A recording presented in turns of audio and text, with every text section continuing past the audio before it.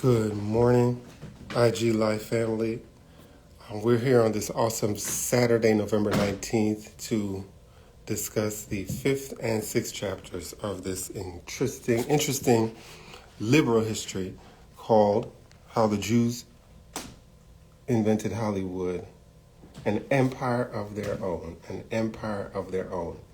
And I'm joined now. Good morning, Rebecca. Glad to see you on my IG Live with Dr. Jared Ball. Good morning. Morning. Good to see you. Good to see you. And I hope you hear me better than I was being heard last week. I know we got some comments about the quality of the audio. So. Oh, okay. Yeah, I heard you clearly. Okay. And hopefully there will be no audio issues this week. So glad to see everybody join. Welcome, welcome.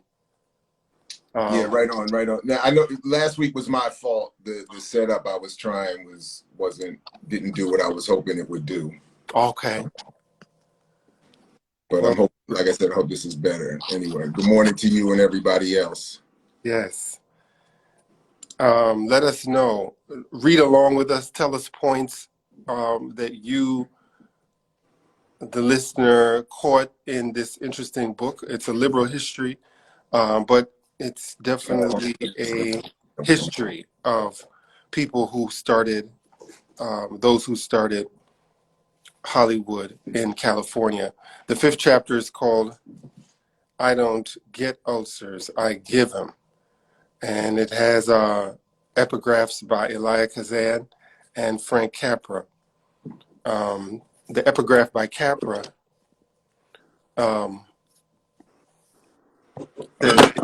yes, that's right. Sugar Booger 7 said, you're sideways. And so I appreciate. And now I'm backwards. Okay. All right. Okay, here we go. Great. Good morning. Thank you, Sugar Booger 7. And yes, so the fifth chapter has an epigraph by Capra, which says, in the general run of humanity, people either give you a lift or depress you. And, you know, he was talking from experience from what Gabler wrote about his interaction with Cone, or bore you, or as with most, leave you indifferent, but not Harry Cone. This is Capra talking about Cone. Just his presence would make your hackles rise and your adrenals pump furiously. He annoyed and belittled until he made you hate. And that is from Cone. That's from Capra talking about Cone.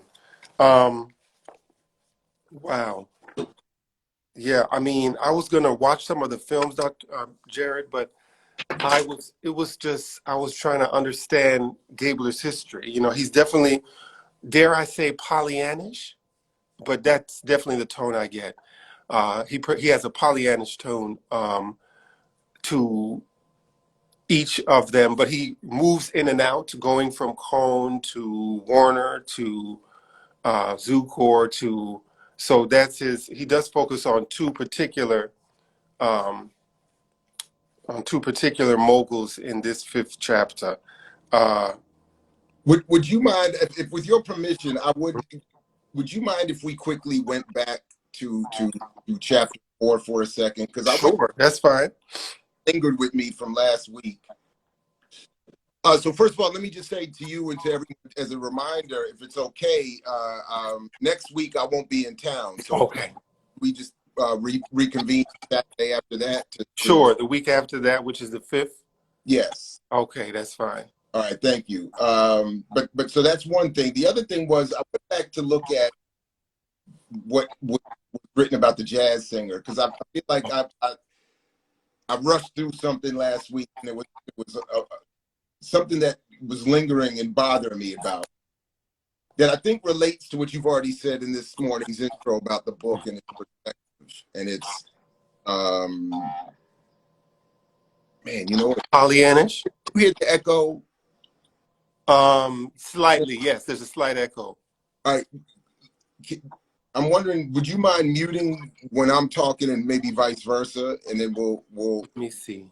Will that work? Anyway, I don't know. If it's not a problem, we can just keep going. Just wanted to make sure. Yes, I could try and mute when you're talking. Because I think that's okay. All right, cool. All right, so I just wanted to say this real quick. If I can find, no, I can't find, because when he's talking about the jazz singer, you know, you make a point that we're going to come back to in terms of his chauffeur for this, in terms of Cone's chauffeur, which is one of the few moments that race comes up at all. But he, what he does with the jazz singer, because so if people remember, the jazz singer is the famous Al Jolson, a Jew in blackface, doing the Mammy song that many of us have seen. It's in most films. It's like clipped in most films about the history of blackface and minstrelsy. Um, it's famous in film history because of the role it played in bringing sound into you know. So he talks a little bit about that. And I think what and maybe beyond what we're doing in our conversation, I think that Gabler does something interesting in, again, explaining the mindset of these Eastern European Jews who come over and invent Hollywood in terms of the relationship between the main character and his father in the jazz singer, and this whole thing that comes back in the chapter we're talking about today, because Cohn does his own version of this. He makes his own jazz singer film with a different spin on it. But the crux of it is this idea that the new generation of Jews is breaking away from those old traditions. They're trying to break off and to become something new, a new American. They don't want the old religion. They don't want the old traditions. And that's the struggle and the tension in the jazz singer. But what I would certainly have to read elsewhere, because I don't know enough about this film's history in terms of its meaning in terms of race in this country. So I know much more has to have been written in film studies and in areas that, you know, things that I just haven't seen. But Gabler, to the point I've been trying to make in our conversation about how Jews do not do enough in telling their own history and their own history as it relates to race relations, and the impact of Jews in Hollywood, and the specifics here, on race and race relations and the self-concept even of Black people, because he just skips over this and basically just says, oh dang, my Kindle just closed. It just crashed. I'm trying to find the quote. Anyway, my bad. But I'll find it in a second. But Gabler just and I'll just stop here and invite you to come back while I find the quote that I thought I had ready, and then the Kindle just crashed. But that he's talking about how to make a point about Jews and their minority status. Al Jolson, as a Jew, puts on blackface to perform Gabler doesn't say this, and I wish he would, but he's performing a stereotype, an anti-Black, white preferred stereotype of Black people, to convey something that he's trying to convey about Jews. And instead of, and the way Gabler writes it, if I can find a quote real quick, where he says something about a minority using this. It closed again. It keeps crashing. Why does my Kindle keep crashing? All right. Anyway, he says that a Jew, a minority wrapped in the presentation of another minority, is conveying this message that he's trying to convey about Jews. And I thought this was really interesting and should have been explored, or reference to what Black people have said about this film and its impact. This would have been a great moment for even a paragraph on that. But Gabler just keeps it moving. And that's one of the reasons why I think today we're still struggling to understand the histories of these two communities, and then the impact on one another, and in this case, Jews on Black people, in terms of the mass production of an anti-Black message that Jews are using to convey their own story. And I just thought that, anyway, and if I can get this to not crash, and I don't know why this is happening, this is the first time it's ever happened, really. I will find the quote and bring it to you. But that was the one part I wanted to just go back to. And when I went back and looked at it, I was like, man, that's getting to the crux of what I'm trying to say about what is not happening in Gabler's description of the film, because we don't get any content about what the jazz singer is, but it's very relevant to the story that Gabler is telling. Exactly, because Gabler's focus is on Jews, because again, his theme, more or less, is that the Jews who invented Hollywood were doing so largely in part to have, and we're going to come back to it in this week's readings, we're trying to intentionally create a fantasy that they could escape into. That is a fantasy of the United States and what it means to be here, a fantasy of whiteness, a fantasy of an American, a fantasy that was for them an escape. And as John Oliver Killens has famously said, the escape for Jews and white folks out of Europe was the enslavement of Black people here, which is why we're always having this never-ending, we haven't fundamentally dealt with that contradiction. And that's why the two communities, I think, today still are not able to have the kind of conversations that would be necessary if we were to, you know, blah, blah, blah, blah, blah, blah, blah. Please continue talking. I have to do a small 1-minute break. I should be back within the next minute. Okay. Okay. Talk more about what you want to say in chapter 4, and I will engage it when I come back in the next minute. But I'm going to keep this on and just handle some administrative stuff I have going on here with a lot of noise in the back. Okay, no worries, no worries. Thank you. And I will find this quote. I just need this app not to crash on me. But it really does speak to, and again, I think that this is, so again, I'm not trying to excuse the behavior or the absence of analysis coming out of much of the Jewish community when it comes to these issues of race, but I'm trying to both understand and maybe convey why some of it is so limited.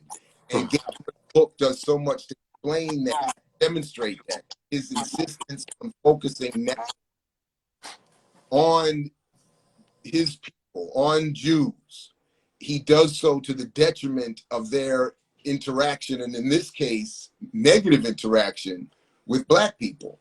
And it's going to come up again in this chapter. I think you highlighted in your notes in advance of today's discussion. So, Thank you very much. What you said, Jared, reminded me of the stereotypes. You said that the main character in the jazz singer is performing.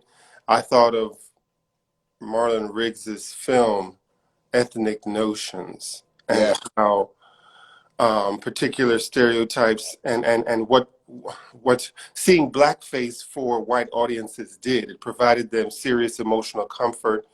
The kind of Black person that they really wanted to deal with was that in blackface. And so yeah, this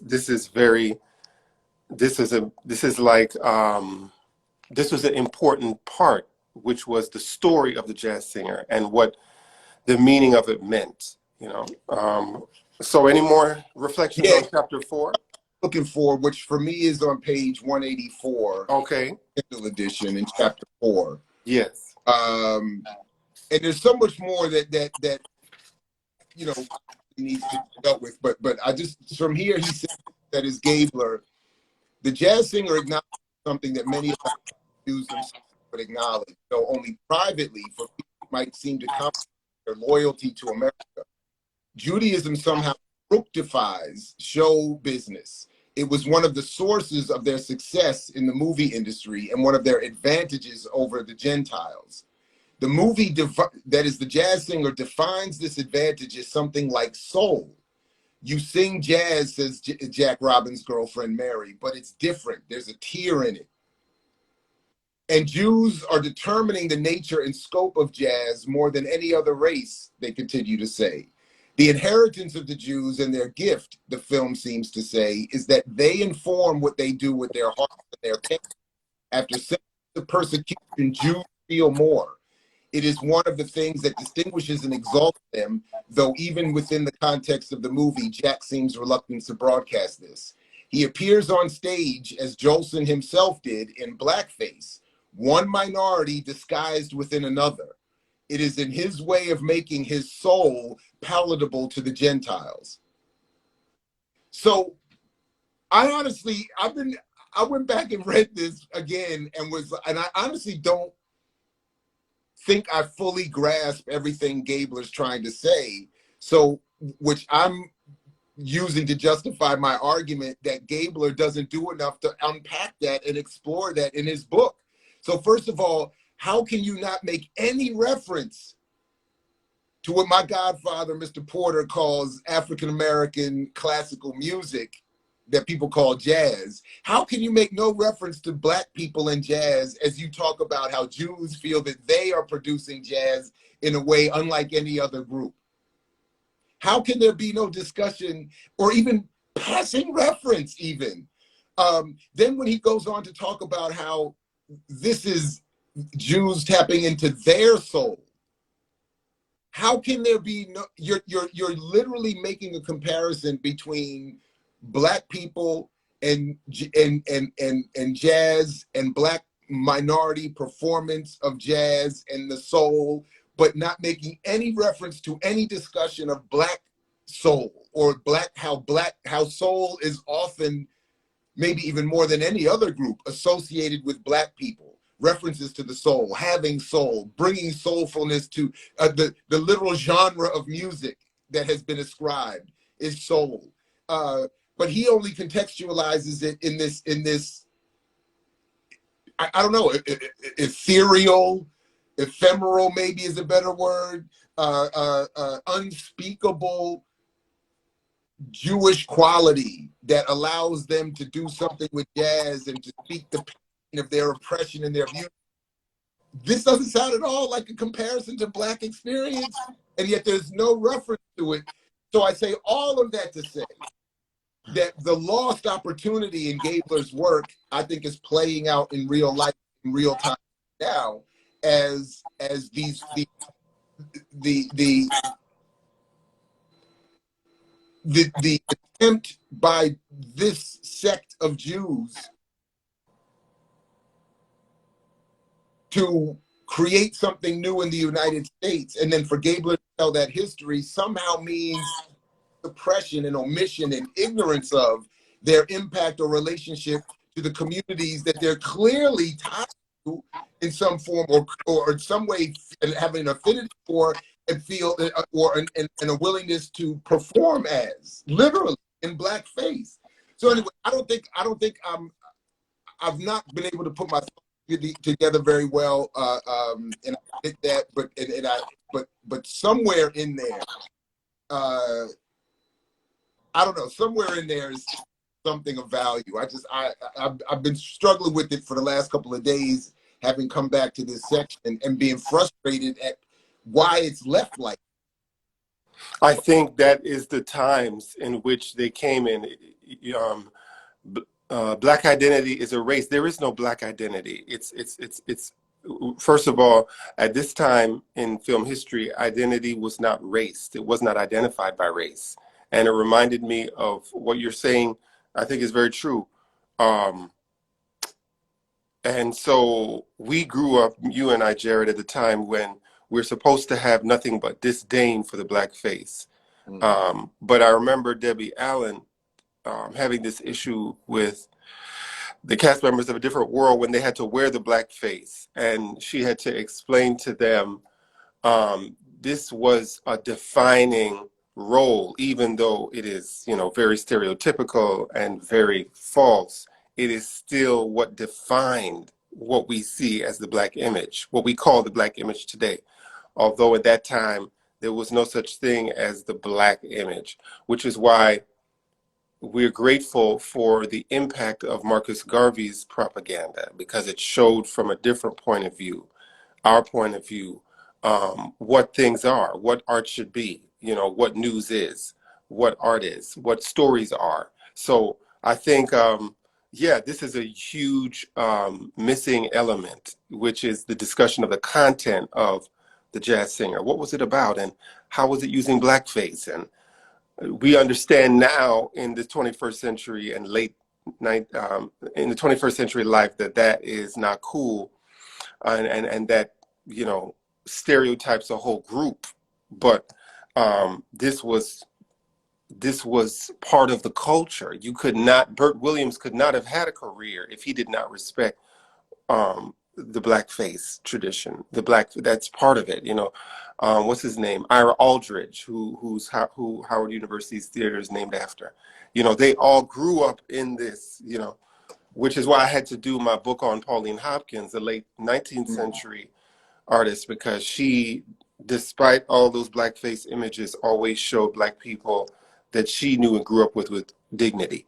So yeah, I mean, this is a huge omission of what is, but I think it still has the blackface in my mind, like I was telling you before about, I think it's an opportunity. The omission is Gabler's omission of the content is an opportunity for us critics reading him now to fill in the dots and to, make comparisons today, and describe people's behavior today in terms of what Gabler missed, in terms of the stereotypes. And that's why Black Agenda Report is so important. Black Power Media, your analysis is so important, because you're doing it in a way that brings us right back to the times that the jazz singer came out of, that these these attitudes about Black people, Well, they but never I'm also, changed. They didn't but I'm go also, anywhere. They didn't go too far. it's not just that though. I'm admitting I'm reading Gabler's work through again, actually, through a new lens of what's happening today, and assessing what Gabler's lens was when he initially wrote this book in, I forgot the year now, 98 or 90. 97. And what I'm trying to say is that I think that what he doesn't do then is part of what has laid the groundwork for the misunderstanding that we're still struggling with today. Mm. So I agree with what you said. I want to clarify that that's the way I'm looking at it now, that when in not addressing the impact of that blackface performance, of the mimicry of blackness, of the willingness to perform the as you said, the white supremacy of the day, but to serve the purpose of telling the story of this particular group of immigrant European Jews, to help them get over, to help them make points to each other about them. And then without making any room for a discussion of the history of blackface, the role of blackface, the lingering impact of blackface, and what it means that a Jew in blackface performs the story of Jews for Jews, to explain to one another how they're breaking generational, ties and all this other kind of stuff, to do all that story is trying to do. He doesn't do any of that. So then and so I'm not blaming obviously everything on Gabler. I'm just saying this is just one of those examples that I think that leading up to today leaves us with too much room for non-analysis or non-expert opinions to be dominant in the narratives of, that in how we talk about all this. So anyway, thank you for that indulgence. I'm sorry to drag us back yet again. I'm happy for you to take us back to where you wanted us to start with this week, or get to this week. Sure, and I like that last point you made about non-expert opinions dominating, because that is the quandary we've seemed to always be in. People with propagandistic, false claims, telling histories that have a huge impact, and that's why, yeah, have a huge impact. That's why it's so important to teach children the truth. Healthy adults raise healthy children, and that's part of why getting to the truth of this. And this is written definitely for the younger European immigrants. I feel this whole story is written for a younger European immigrant audience, not so much for me. And I get it, to show them that you can overcome obstacles and do what the Zukors have done and the Cones have done. And I think he almost intended for a general audience. Yeah. I think Gabler would say that. But we see, the interesting omissions. The one thing I wanted to ask about chapter 5 that I found profound was, I think there are two, if you will allow me, pissing contests, male male ego battles that take place, one in the fifth and one in the sixth. The one in the fifth is between Cohn and the filmmaker my dad introduced me to, whose work I knew, Frank Capra, who was born in Sicily. And so you see the interesting dynamic between the Sicilian American and the German American. Um, and so that was one of the notes I gave you that I saw. Um, Page 175 on my print copy talks about Cohn. And he has an interesting melodrama that I wanted to stop and see, but I was so busy reading. That melodrama, Gabler says, is called The Bitter Tea of General Yen. And then It Happened One Night is another popular film he did. And the one I saw that my dad always loves to watch every Christmas is It's a Wonderful Life. But talk to me what you think, Jared, about, and then we're going to talk about Cohn and Cohn's Black Chauffeur. Cohn was threatening Capra's authority, 175, but also what Cohn did to make Capra feel like, you're not what makes Columbia Pictures, I'm what makes Columbia, So, wow. I didn't know before It's a Wonderful Life was made that Capra had to really go through his rite of passage, you know. Um, the writer's conflict with the producer is no joke. And this is why I said in a previous IG Live, I think it was last week or a week before, about the danger of just going to Broadway.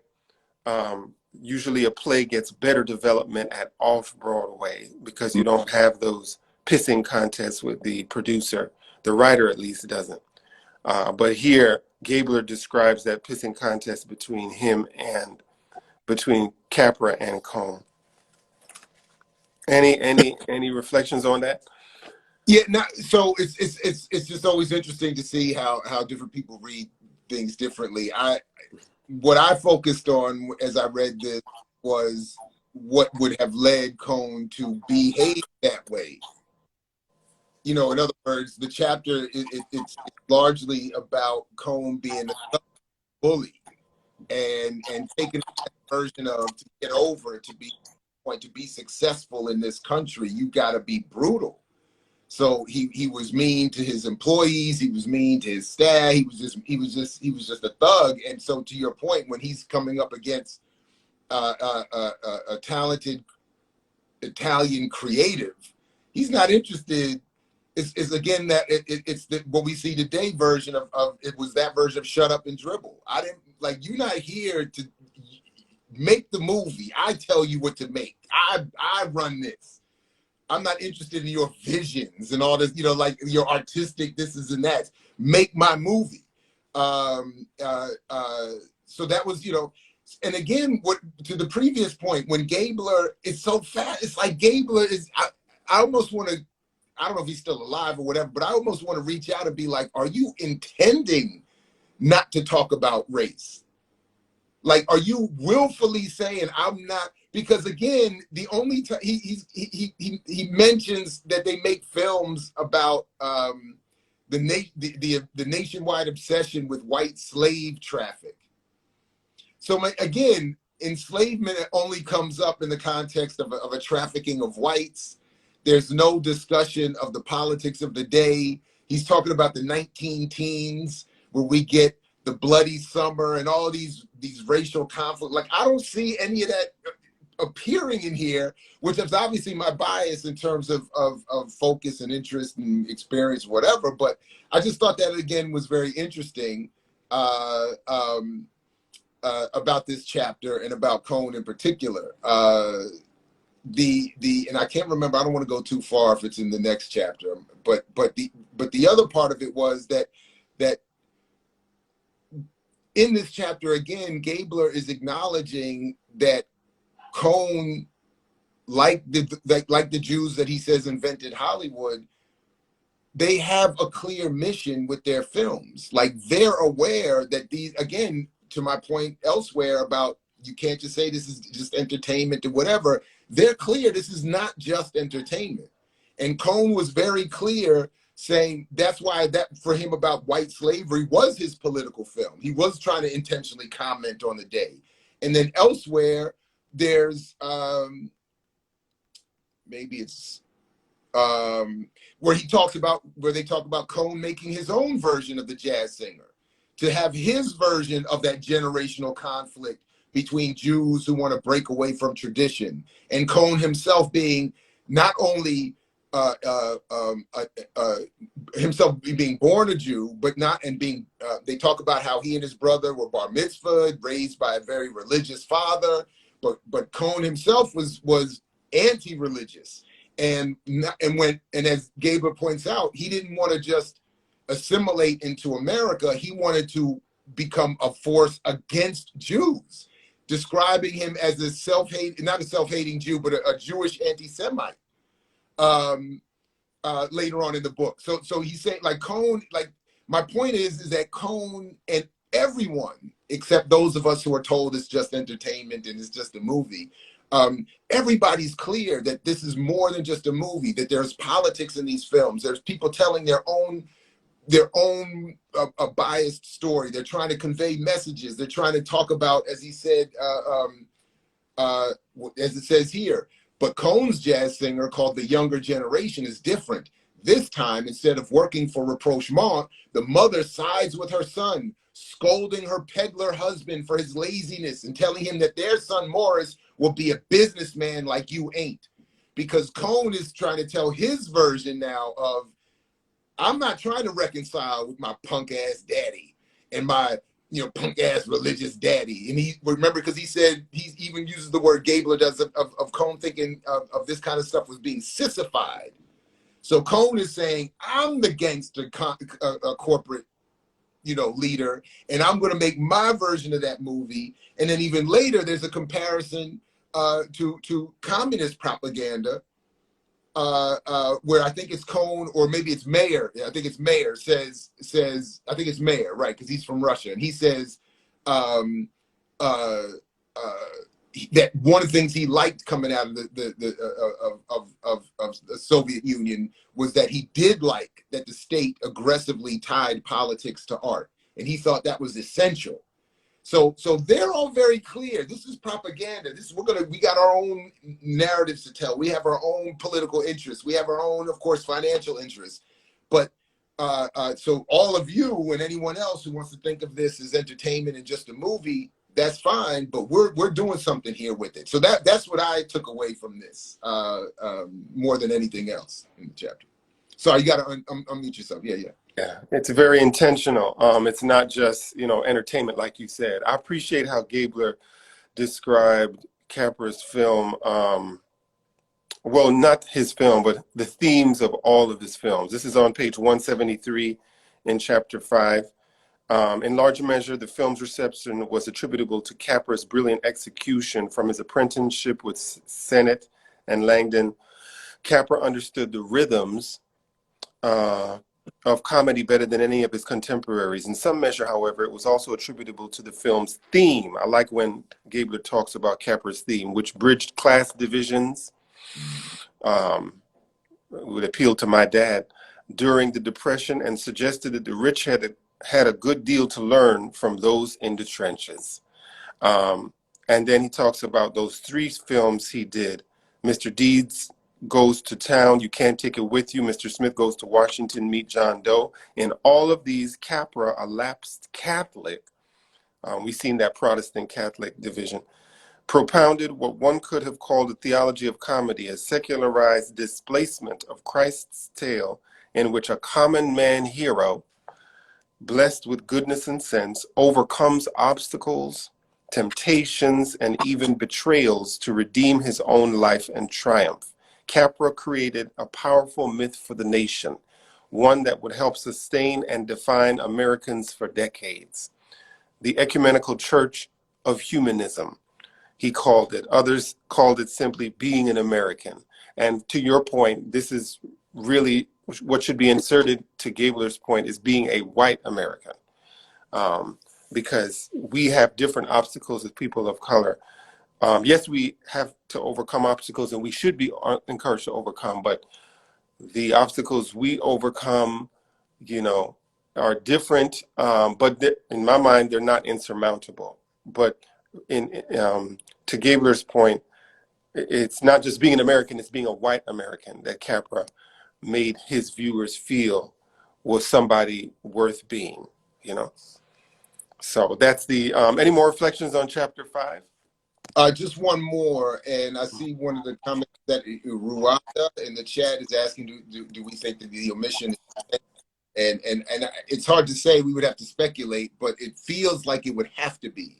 If I understand the question to be about the issue of race, it would feel like it would have to be intentional to me.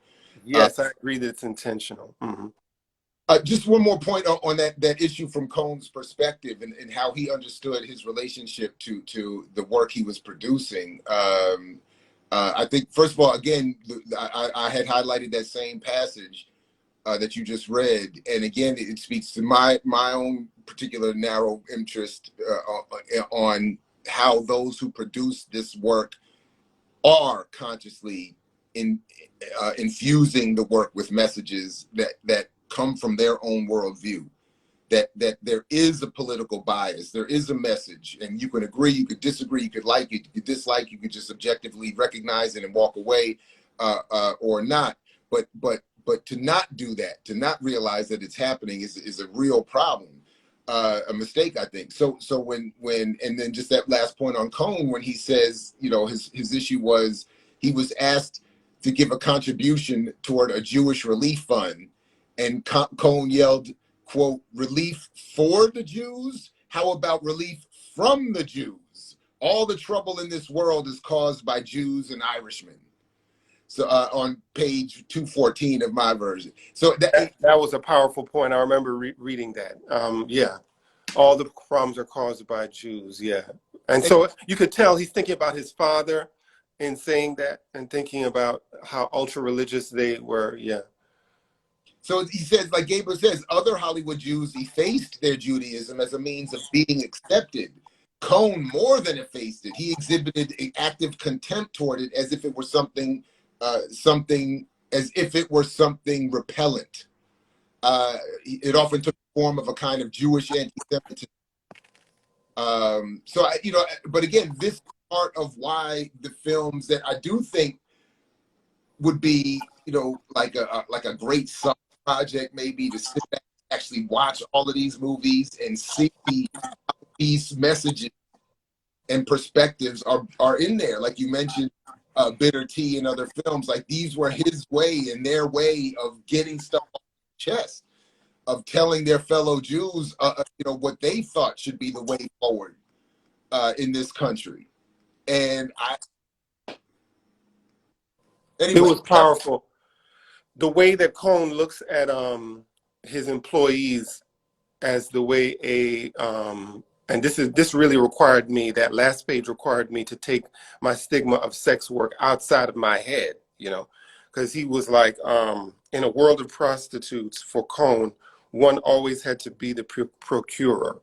And, you know, being a single man myself and living a dating social media life where you kind of meet people online you don't really know, but one thing you know that they will respond to is if you send them money. You know, anybody that you're dating. And the immediate sending of money makes you the immediate procurer. So as somebody reading this in the 21st century, I see how Cohn thinks, and I get it, because money makes the world go round. To Toni Morrison's point, the oldest profession in the world is prostitution, and you got to take the stigma out, but you still have to tap into that dignity at the same time, which I think Cohn clearly missed with Capra. But that was Cohn that was his version of, you know, everybody's either being bought or sold. Which one are you? That's what he was saying. And I'm doing buying was his point. So yeah. It just reminds me, this is a man's world, that reading that part. And it's like, yeah, because the ethical part of me wants to be like, oh, don't you want to get to know somebody? And, you know, cutthroat. I could just feel the cutthroat energy of Cone. Oh Um, no. just really like, look, if you don't do it like this, get out my face. I'll find somebody who will. I'm not trying, but he had to really check that when he came across a talent like Capra. Mm-hmm. And he said, no, too many people are really being affected emotionally. I can't just treat him the way I would treat somebody else. So yeah, that was humbling for me. That last part, part two, chapter 6 begins part 2, the Empire. This goes from describing not Cohen but the Warners to a man named Thalberg, who also started a pissing contest with I believe it was Meyer. Um, MGM, yeah. So, yes, yeah, but we can always jump back to the 5th chapter because, I mean, I think there's a lot more to say about Capra and Cone. Um, there's a lot more, and Gabler, gives us all the ups and downs as it relates to the business, but there's a lot more to say. Just some points and notes that I wrote about the 6th chapter. Uh, okay. One thing I thought was interesting was about the Warners. He begins the sixth chapter talking about the Warners and saying, no, no, no. Even before the Warners, he talks about how studios, and we saw this with Cohen, was a product of the producer's personality. Um, Can I read that when he starts the chapter off? sure, go ahead. He says the studios were repositories of dreams and hopes, security and power. If one couldn't control the world of real power and influence, the august world of big business, finance, and politics, through the studio, one could create a whole fictive universe that one could control. That to me, whatever I've said about Gabler and will say about him else, that to me was bars. I was like, that is to me the point. Yes, yeah. And The studio. now, And Tyler Perry is the same thing. Tyler Perry in the 21st century. And so for me, I mean, I appreciate Tyler Perry, but personally, I love the influence Perry has. But for me, the message of his studio is materialism still rules the day, and F spirituality, F Pan-Africanism. That's the subliminal message I get. No, of course, he's not spelling that out, but those themes are completely absent in his film. The relationship between, like you said about Wakanda Forever, Jared, the relationship between the individual and the community. Where is that? It's absent. So to your point, yes, I think he has bars. Gabler has bars here about every studio producer.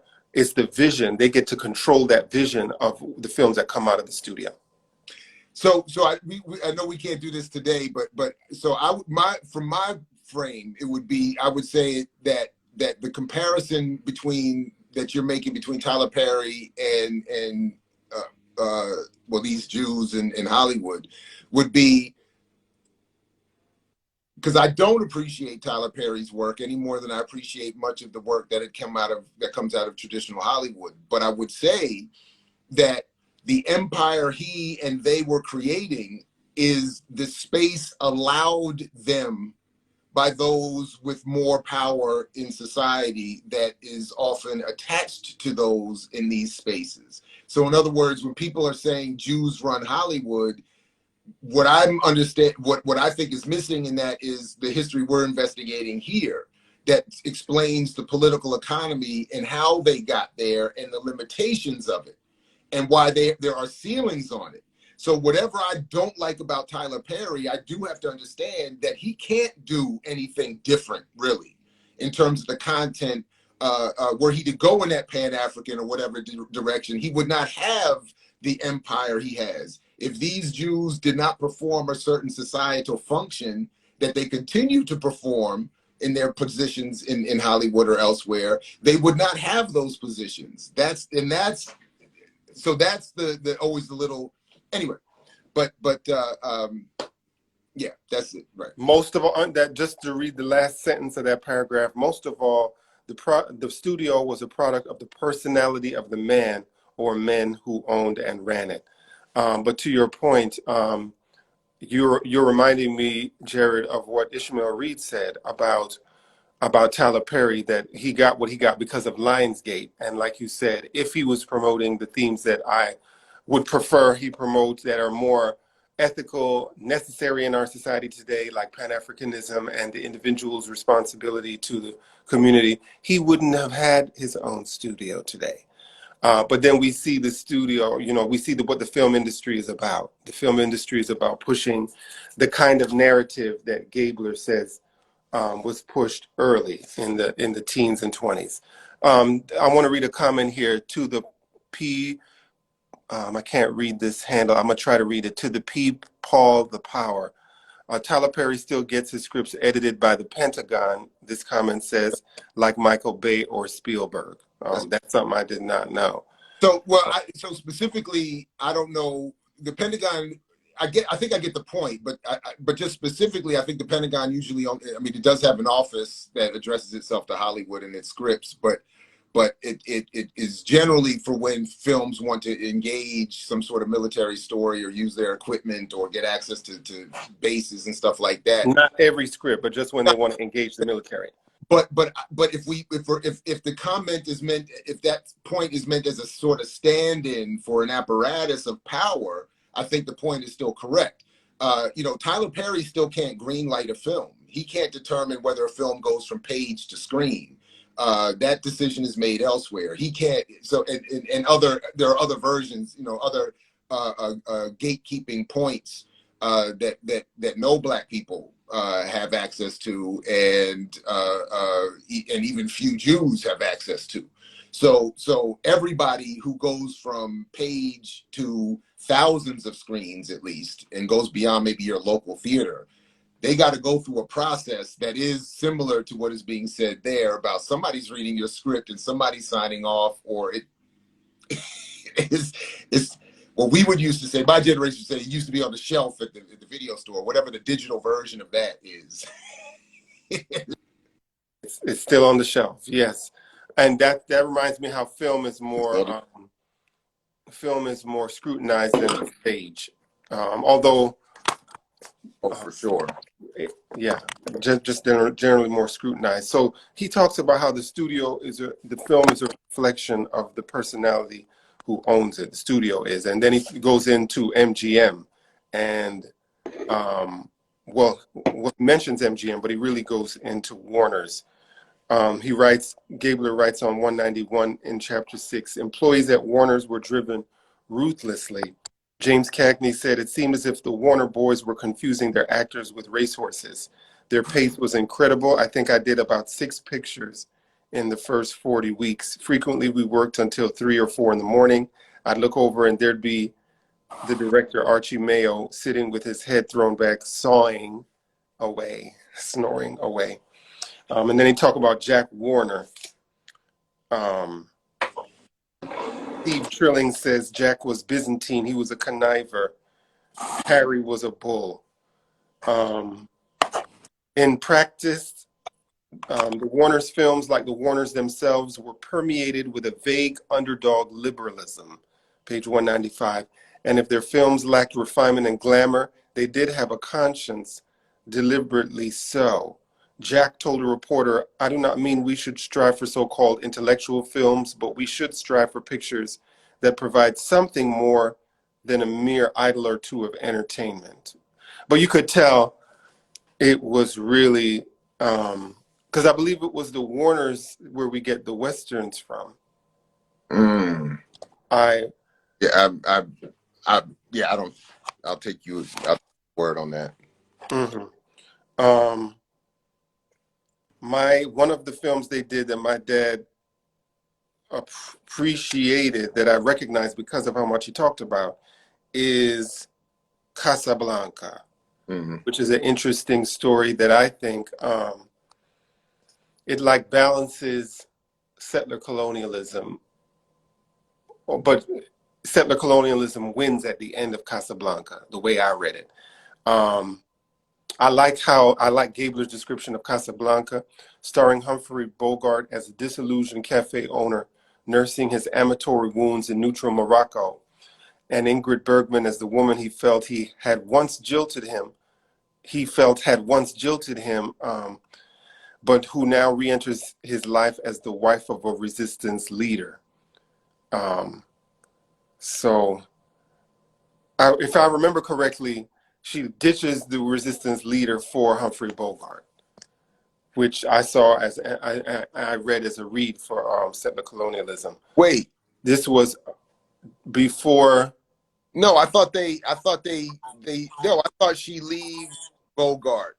Isn't that why they kiss goodbye at the end? Isn't that how the film ends?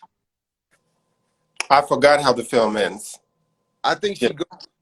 she goes with the settler colonial dude and leave. Okay.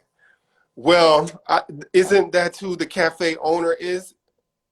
I thought the cafe owner is part of the settlers, the new white settlers. You know what? You know what? Let me stop. I'm working off of a very bad memory. Okay, because Yeah. what I'm really thinking about as we're talking about this, Jared, is the film The Battle of Algiers, which Oh, we know did not side with the settlers. and we Uh, know it did not come out of the Hollywood machine yeah, either. absolutely not.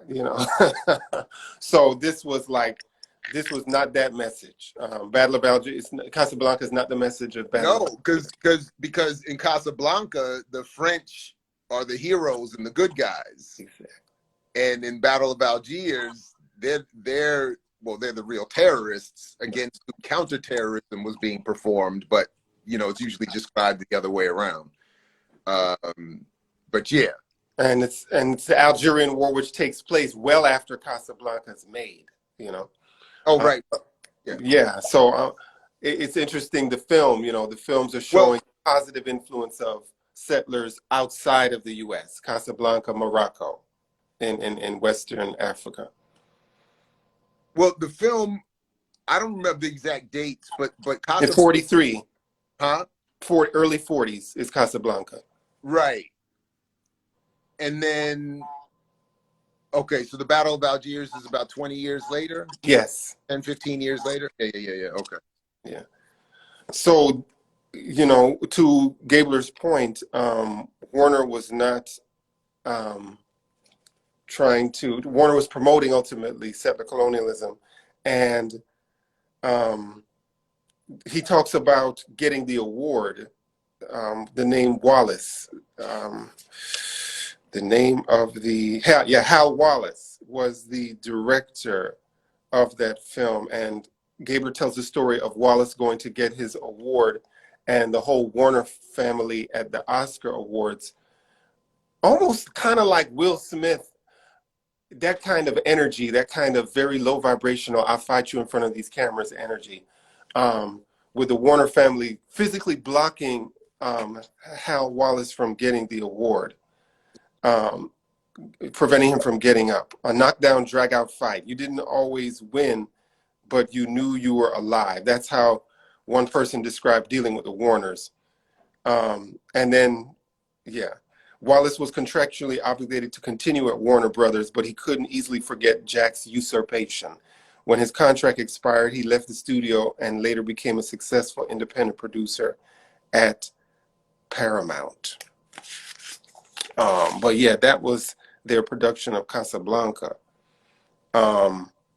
Gabler says on 196, Warner's films has demonstrated sympathy for these people and their plight. He's talking about the working class, I assume. So much so that they became favorite targets for outraged moralists who attacked them not only for depicting antisocial behavior, but for seeming to condone it. These are films like They Won't Forget. A Southern school teacher is falsely accused of rape. A brave anti-lynching film.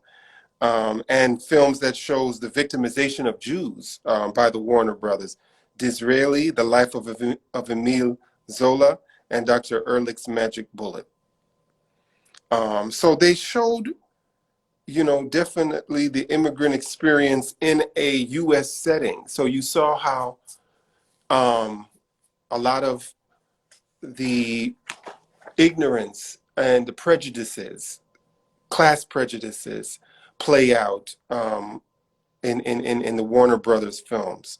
I'm just reading these comments. Battle of Algiers is excellent, says Shimaki.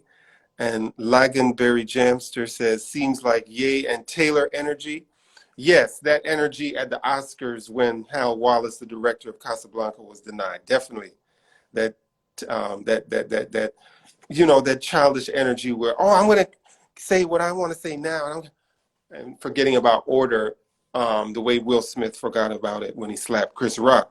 What Gabler said about Warner's vision, I think, is important on 197. The Warner's vision was the least assimilative.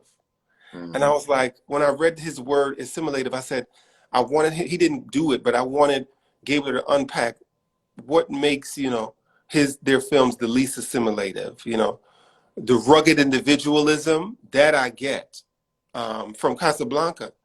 That was a theme in the Warner's films, to his earlier point about how what the studios produce is a product of the man. That's the way the Warners function, very rugged individualist. Then he goes from the Warners to talk about Columbia. Columbia and Cohen, how Cohen mentioned Columbia. Gabler writes, at Columbia, Harry Cohn could live vicariously through the screen. And then he leaves Cohen to talk again about Zukor at Paramount. And it really made me take stock of how intellectual, dare we say, of all the studios, Paramount seemed more intellectual than the others. Hmm. And then I read that name, Sergei Eisenstein, and I remembered two biographers of Paul Robeson mentioned his name. And yeah, Paul Robeson, because Eisenstein wanted to do a film on Toussaint. And that was something he always wanted to do, but it never got done because the Red Scare of the 50s emerged. But yeah, Eisenstein worked for Paramount, and Gabler writes, Paramount enticed Sergei Eisenstein. So it's interesting how he describes Eisenstein as if, Dick Griffith is, a big high standard.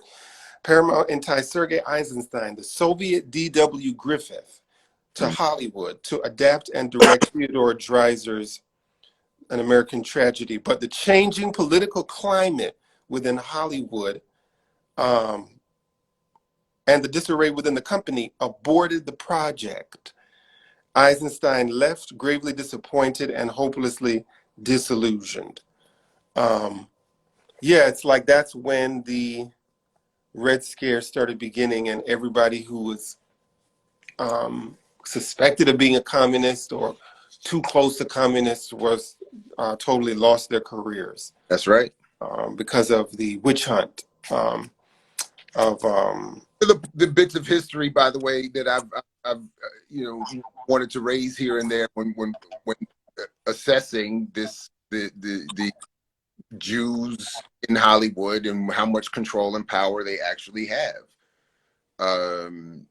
Because when the state wanted to shut people down and specifically reshape the content of their films, it happened. And people snitched on each other. They sold each other out. People got locked up. People had their careers destroyed. People disappeared forever from film and working behind the scenes. A lot of people who were not on film lost their jobs and careers over this. So I mean, I just think that's always, anyway. I think this is also a testament. This is an opportunity the same way the pandemic was an opportunity. McCarthyism provided an opportunity for those people who are negatively affected. Ruby D talks a lot about this, to come together, for the independent filmmakers to make their voice, to not let the conservatism, because it happens like every 20 years that we're alive, where there's this wave of, well, we think suddenly breathing a certain way is anti-American. So if you breathe this way, you're getting canceled. And you can't let that stop your artistic vision. As an artist myself, we can't let that stop us. Whatever difficult times we're going to find a way to make it. And I'm thinking also of Haile Gerima, who found a way to, despite Hollywood's conservatism, to make the film he needed to make, which is Sankofa. Um, um, so now he goes from, I'm just finishing up the 6th chapter, he goes from Zukor to Carl Lemley at Universal. Good morning, Regina657. Welcome. By the way, if you have any comments about this book, the film industry, ownership of media, don't hesitate to comment. Don't hesitate to share this with your friends. Gabler writes on 207, Universal made almost half its profits in foreign markets. And in any case, European talent contributed a certain luster to the image of Hollywood Jews, gave them a certain cultural legitimacy. It made me want to see this film, Frankenstein. When Right. stripped down to its basics, Frankenstein adapted freely from Mary Shelley's novella. And shout out to my friend Abdul Ali, who just read, who memorized his whole poems by Percy Bysshe Shelley, who I believe was the husband of Mary Shelley. We just conversed last week when he did that. So when I saw Mary Shelley, I was like, oh, she was the one who was accused of throwing her husband overboard, or he might have jumped. But anyway, but yeah, it was her novella. And Frankenstein is a very European story because it's a European, but it's also American story because it suggests, as we saw in Wakanda Forever, the danger of technology being out of human control and the dangerous consequences that can result from technology just going in its own direction and doing what the F it wants to do, F up the world, unless it's handled responsibly. And especially for people of color, where the algorithm is against us, we have to be quite very aware of what we're watching on our smartphones and why. Even especially with kids, how are we raising kids to deal with technology? And those are things that the Frankenstein film asks. Gabler talks about Frankenstein. Um, it could have been Lemley speaking about his early tribulations and when the monster that Dr. Frankenstein has created runs amok, and the doctor is punished for the hubris of arrogating God's work to himself. One got the sort of homiletic lesson in humility, Gabler writes, that Lemley might have delivered against the Edison Trust. In earlier chapters, he talked about getting sound and having to fight with Edison Trust about the sound, getting the ownership to the sound of the film. Powerful. But Any reflections on the 6th chapter? Yeah, I like that part a lot too, because I think going back a page or so, if I'm seeing this correctly, Gabler starts the paragraph where he says, still, the films reflected the man. When stripped down to its basics, Frankenstein, adapted freely from Mary Shelley's novella, is a tale of the assertion of the will, the quality Lemley most celebrated in himself, and the one to which he attributed his success. So, to your point that you made throughout these discussions, they've had this desire to demonstrate that individualism, that Americanness, that sort of capitalistic drive of overcoming any obstacles of the will and so on and so forth, which is often associated with the kind of success that we see, what is deemed success in these societies. So, but really, to my point, is just, again, all of these to me are receipts to my argument about these are not just entertainment. This is not just a movie. This is not just, it may entertain you. It may be something you enjoy as a film, or we enjoy as films, but that's not all that it is, and that's not ultimately what it is designed to do. It is meant to convey a message. The entertaining part is again part of the mechanics, the process by which the messages take hold. again, it's as Malcolm might have said, that's the Novocaine that allows the dentist to do its work of delivering the message. um yeah, anyway, so I love that, and it's been a long time since I've read the original Frankenstein in undergrad, but it kind of makes me want to see it again. And to the point that you cited, this is from Gabler. He's saying this is Lemley's response to Edison. He's saying, I can't say this to your face, so I'm gonna put it in my actor's script, or I'm gonna put it in the story, things that I would have wanted to say to you. So anyway, I just thought that was really all I picked up, or what I focused most on in that section there. Thank you. We have a comment from Lingon Berry Jamster. She asks, have you seen the movie Sweetland? Tell us what year that was, commenter, Lingon Berry Jamster. Pro-socialism and mutualism set in rural Minnesota, early 20th century. Immigrants overcome bankers, their community. Good film. And so, okay, thank you. And let us know if you read the part in the book about Frankenstein in chapter 6 by Gabler. By the way, it's interesting that comment says that, because as Gabler writes, when talking about who exactly is he talking about? But I can't remember exactly who he's quoting here. But he's Nick Schenck told the Senate in 41. Quote, a few years ago, the bankers came to Hollywood and went through the business and said we were all crazy, that they would do this and that. But they went on because they did not understand it. After all, it's just a business. We deal with brains and imagination and creative ability, and you cannot buy that from us. So I read that as Schenck acknowledging that cultural production, not only that Jews who were inventing Hollywood were proud of what they were doing, even if they didn't want to publicly take credit for it, that he's saying, like, the business world doesn't understand what we're doing. They don't understand what I think by today has been sort of perfected and understood, how to blend the creative with the marketing and the branding and the delivery of political messaging. At that time, they didn't quite get it, but I thought that. So anyway, I thought that was an interesting. So of course you would get a lot of movies condemning bankers and banking, and because even the Jews, though they're often associated stereotypically with banking, the Jews in Hollywood were saying, you all are vultures and you're trying to take over what we're creating here. Let us do our thing. And by the way, you'll still make plenty of money. That reminds me, what did you think of The Wolf of Wall Street? Did you see that? Yeah, I saw the film. I thought, I mean, it showed what you said, that divide, but I think based on what we're reading, it's definitely steps ahead to show both. And, there's a cost when you're, and to think about Hollywood's depiction of Wall Street when you're so money driven. There's definitely a cost. It's part of that tradition. You have to balance it. You can't be so money driven to forget the ethics.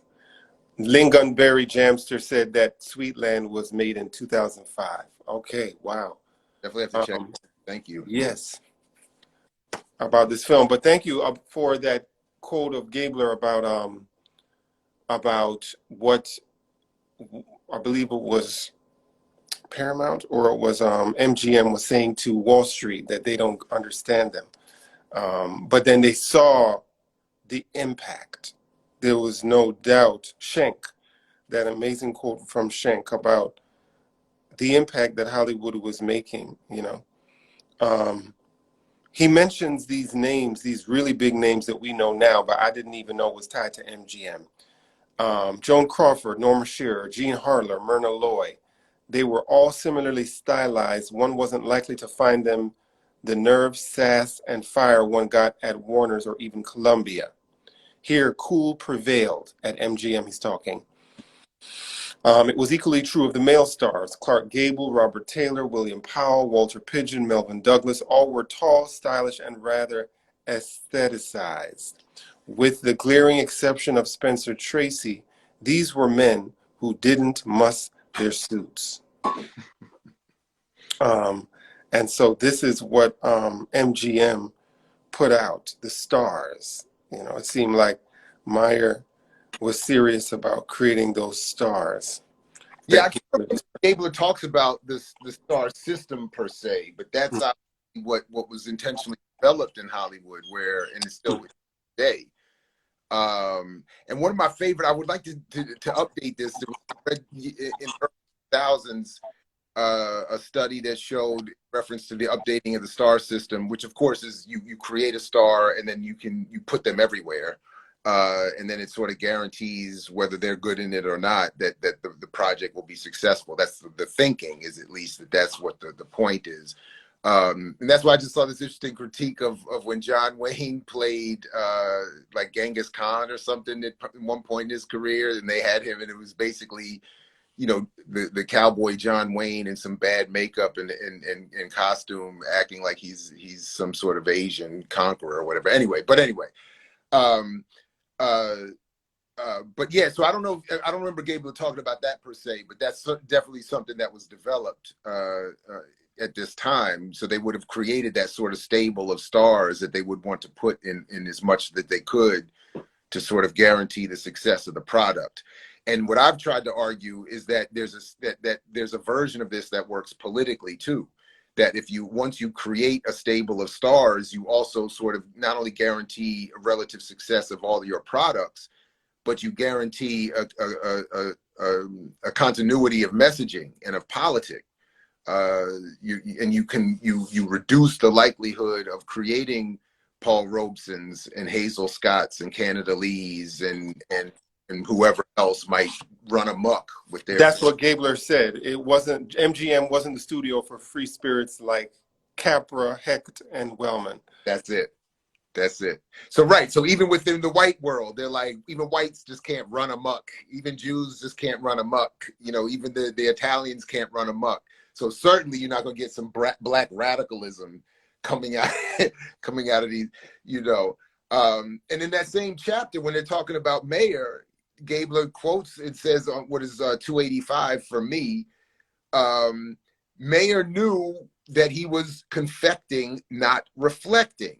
According to his grandson, who attended many of the screenings with him, he saw these films as artifacts of Americana and really saw them as shaping the taste of the country, consciously hoped that they would shape the taste of the country. The one part of life in communist Russia he would have admired if he had stayed behind was the way in which art is forced to shape society. He wanted values to be instilled in the country and knew how influential films could be and very much wanted to capitalize on it, end quote.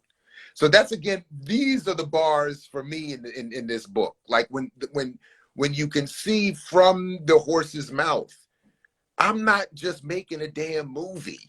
I am willfully, consciously trying to shape society.